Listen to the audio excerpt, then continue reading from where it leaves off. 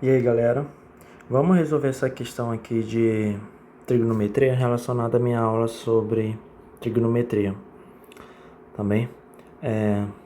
Então, esse exercício, ele fala assim, temos aí um triângulo retângulo, e ele disse que nesse triângulo retângulo, a hipotenusa é o triplo dos catetos. Considerando um ângulo alfa oposto ao menor lado, podemos afirmar que essa conta aqui vai ser igual a quanto? Bem, temos aqui o desenho de um triângulo retângulo. Ele disse que esse ângulo alfa aqui, ele está no lado oposto em relação ao menor lado. Sabemos que o maior lado, que é esse lado aqui, é da hipotenusa. Então, só olhando aqui pelo desenho, dá para perceber que o menor lado é esse aqui. Então, onde que está o ângulo? O ângulo está oposto em relação a esse lado aqui, que é esse aqui. Esse aqui é o ângulo. Então, esse aqui é o ângulo alfa. E a questão lhe disse que nesse triângulo retângulo, a hipotenusa é o triplo dos catetos. Bem, temos dois catetos aqui. Tem esse cateto que eu vou chamar de C1 e tem esse cateto aqui que eu vou chamar de C2. Ele disse que a hipotenusa aqui vai valer o triplo de um dos catetos. No caso aqui não importa.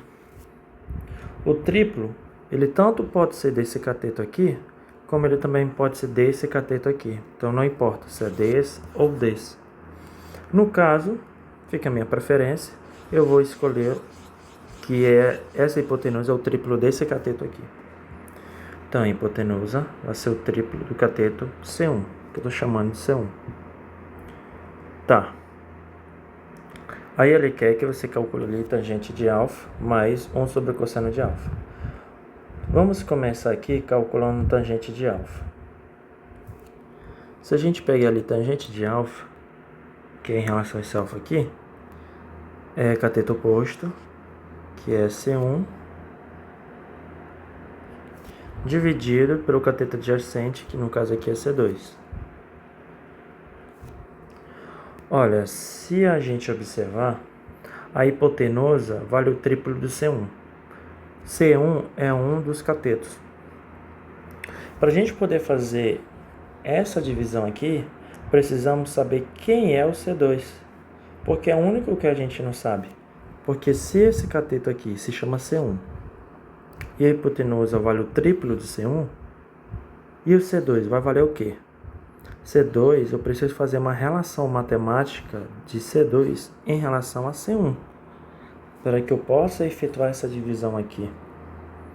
Como eu vou fazer a relação de C2 com C1? Aplicando o Teorema de Pitágoras.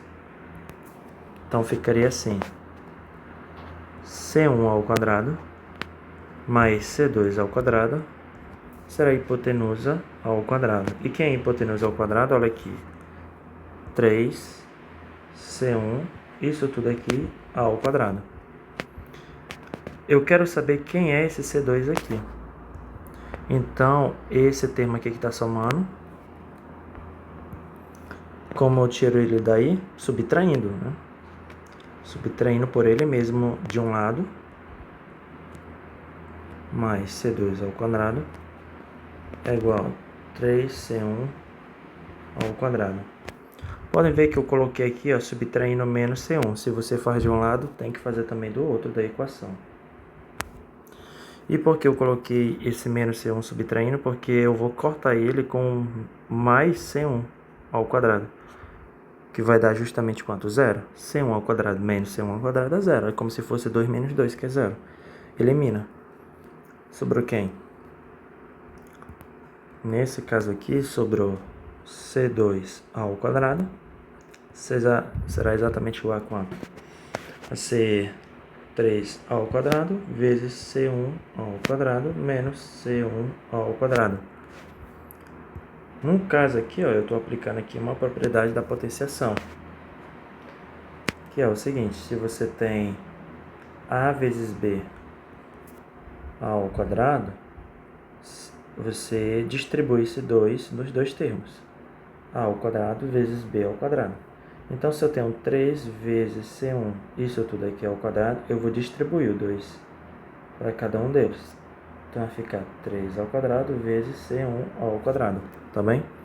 Isso aí, no caso, é a propriedade da potenciação. Beleza.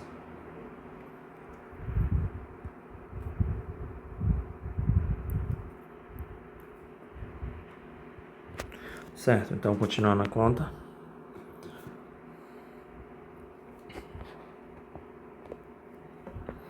C2 ao quadrado será igual a 3 ao quadrado, 9, C1 ao quadrado menos C1 ao quadrado. Aqui devemos operar os números. No caso, eu tenho que operar esse 9 com esse menos 1 aqui. 9 menos 1 vai dar 8. Então vai ficar C2 ao quadrado igual a 8C1 ao quadrado. Aí eu vou tirar raiz quadrada de um lado, raiz quadrada do outro. Beleza. Aí vai ficar como agora?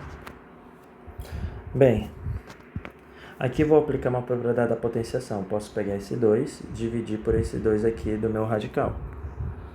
Então, vai ficar C2, 2 dividido por 2, que é igual. Aqui eu posso aplicar a propriedade da radiciação. Vou tirar raiz de 8 de um lado, vezes raiz do outro. Beleza. Continuando. Esse 2 dividido aqui para 2 vai dar 1. Então, vai dar o resultado do próprio C2. Será igual a quanto? Esse 8 aí, esse 8 é a mesma coisa que 2 elevado a 2 vezes 2, tá? Isso porque tem 1 aqui.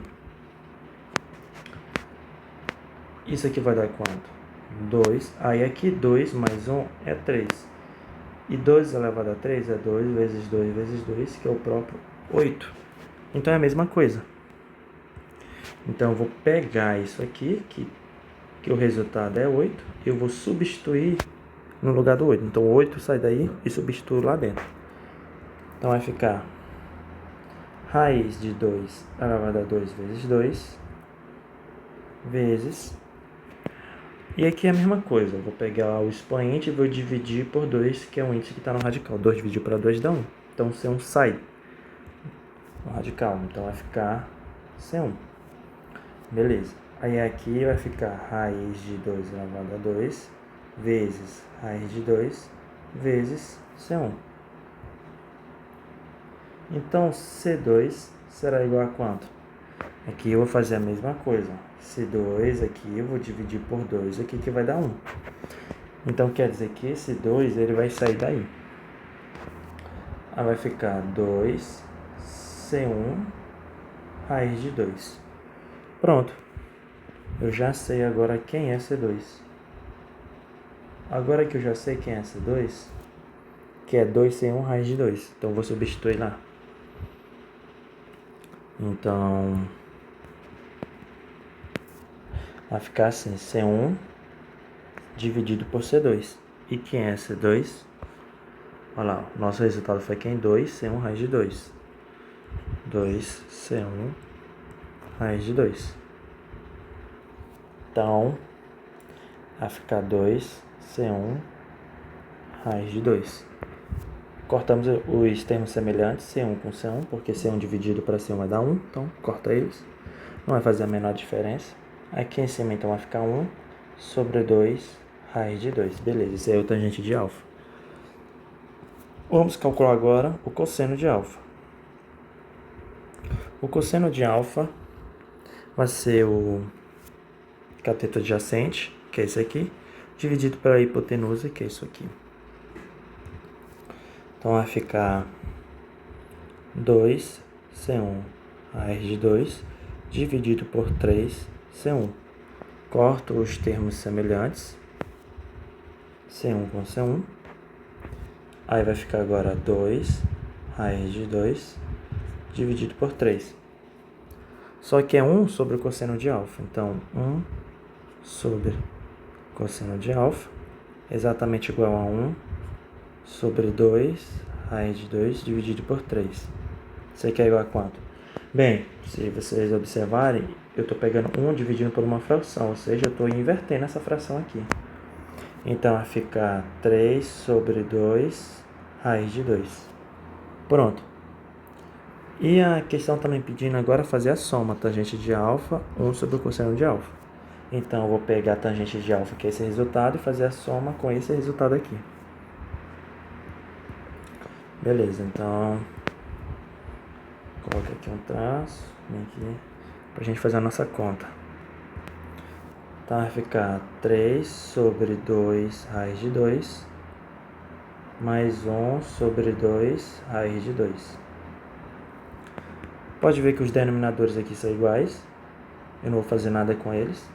Mas eu vou operar quem está em cima, que é 3 mais 1. Então, 3 mais 1 vai dar 4 sobre 2 raiz de 2. Vou multiplicar a raiz de 2 em cima, raiz de 2 embaixo, que eu preciso racionalizar esses denominadores. Porque não pode ter raiz de 2 embaixo. E aqui vai ficar 4 dividido por 2, o resultado aqui vai ser 2.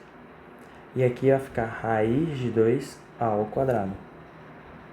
Então, aqui vai ficar raiz de 2, isso tudo aqui, ao quadrado. Beleza, então qual vai ser o resultado disso? Isso aí vai ser igual a 2 raiz de 2, isso tudo aqui dividido por raiz de 2 ao quadrado, que será exatamente igual a quanto? Bem, se a gente observar aqui, esse expoente aqui do lado de fora eu vou dividir pelo índice aqui do radical. 2 dividido para 2 vai dar 1. Então é praticamente cortar eles. Ó. E esse 2 aqui ele vai sair de dentro. Então vai ficar 2 raiz de 2 dividido por 2. Aí vamos eliminar aqui os termos semelhantes. Cortar esse 2 com esse 2. 2 dividido para 2 dá 1. Então vamos fazer a menor diferença. O resultado aqui vai ser raiz de 2. Pronto. Então, achamos aqui o nosso resultado. Então, se observarmos aqui as alternativas, seria no caso letra C. Então, questão resolvida.